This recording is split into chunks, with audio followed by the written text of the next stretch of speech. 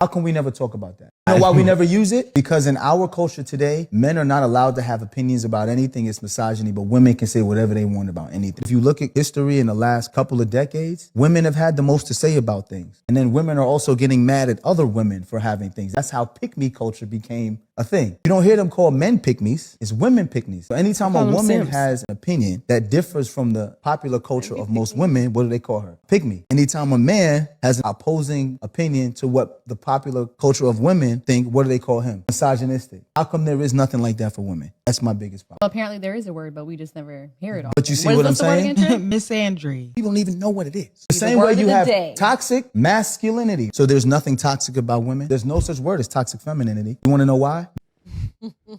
To say that toxic masculinity, that phrase was created by women, is ridiculous. And I just want to say that no, we don't use the word misandry in like our everyday. It's not one of our buzzwords. We spoke about buzzwords earlier. It's not one of our buzzwords, and misogyny has been because we see misogyny a lot in our day-to-day lives, and that's why it exists in our vocabulary. It's not women making it up. It's really just us learning the world, just like how we learned all of these other what did we call it earlier? Progressive. We're learning the ways. Progressive terms. Yes, these are progressive terms. We're learning the ways of the world, and we're learning people, and we have therapy, and we have these words to guide us in what is happening and how relationships are formed, and the negativity that comes from males. This word was not created by women. The phrase was created and controlled. I feel definitely not controlled. Thank you. It would be nothing to push if there was nothing to talk about. And not to say that misandry doesn't exist. It absolutely exists. It definitely does exist. I know a couple toxic women myself. Wow.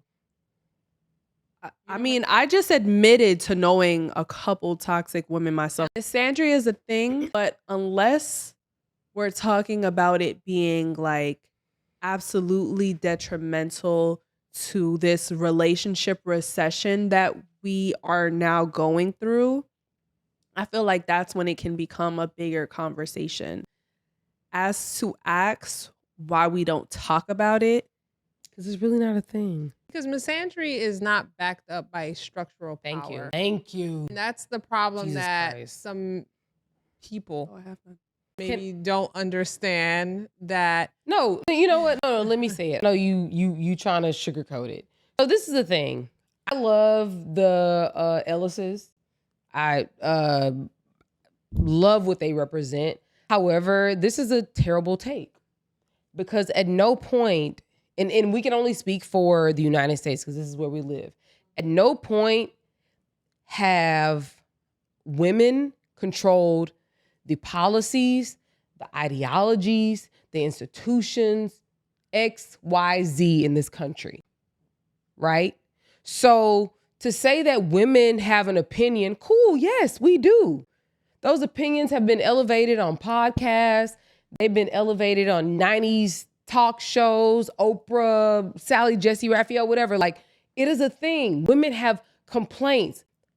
What do those complaints... Policies at. Thank you. What do those complaints materially amount to? What? What is a complaint? Nothing. It doesn't materially amount to anything. That is the problem.